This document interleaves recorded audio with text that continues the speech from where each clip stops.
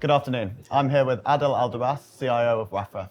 Adel, thank you for joining us today. Could we start with you just introducing yourself and a little bit about your firm? Thank you for having me. I'm the CIO at WAFRA.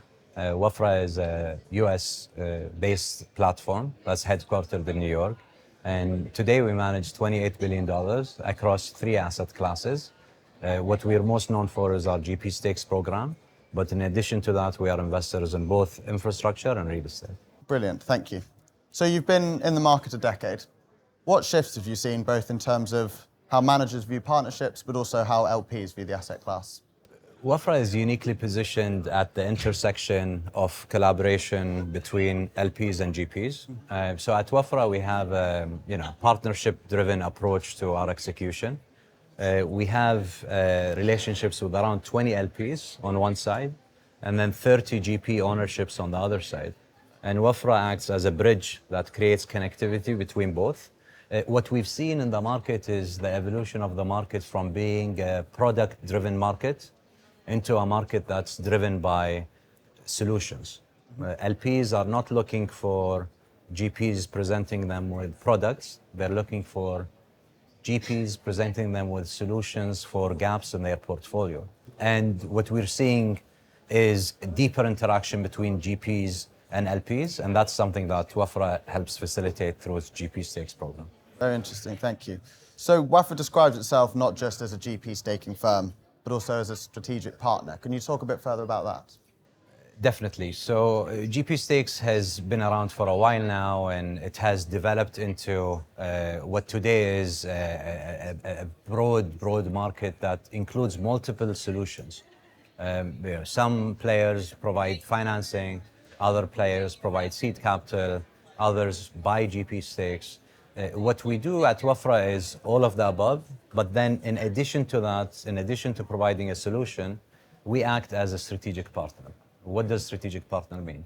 It means absorbing and sharing with the ecosystem more than the simple solution. So for example, because we've created this ecosystem of 30 GPs on one side and 30 LPs on the other side, that cross-collaboration and cross-pollination has yielded in benefits for both asset owners and asset managers. On the asset manager side, our LPs have deployed over $11 billion of LP capital that wasn't contractual into the GPs.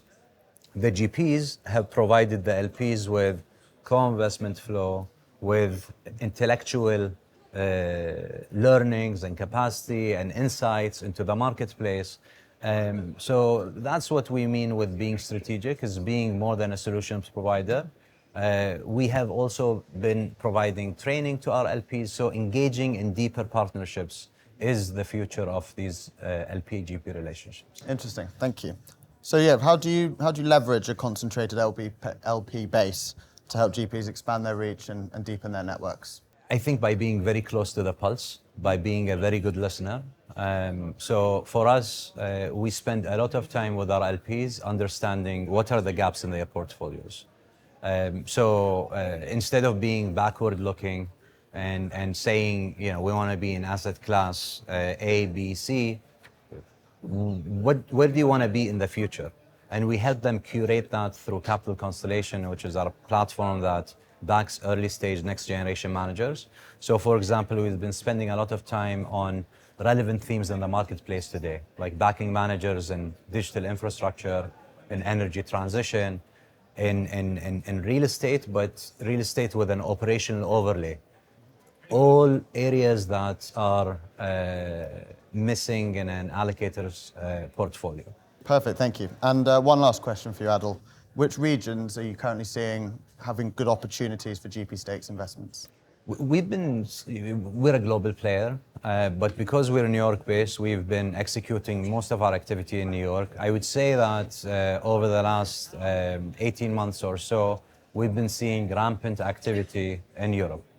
And that's for multiple factors. We recently backed a couple of groups here, and we're excited about the opportunity set. One, because there's less competition in Europe. Sure. You don't have the same endowments and family offices and other capital providers who provide seed capital. And two, you're seeing finally tailwinds in Europe, when for a very long time it has struggled with headwinds. Perfect. Thank you very much. Thank you so much. Appreciate it.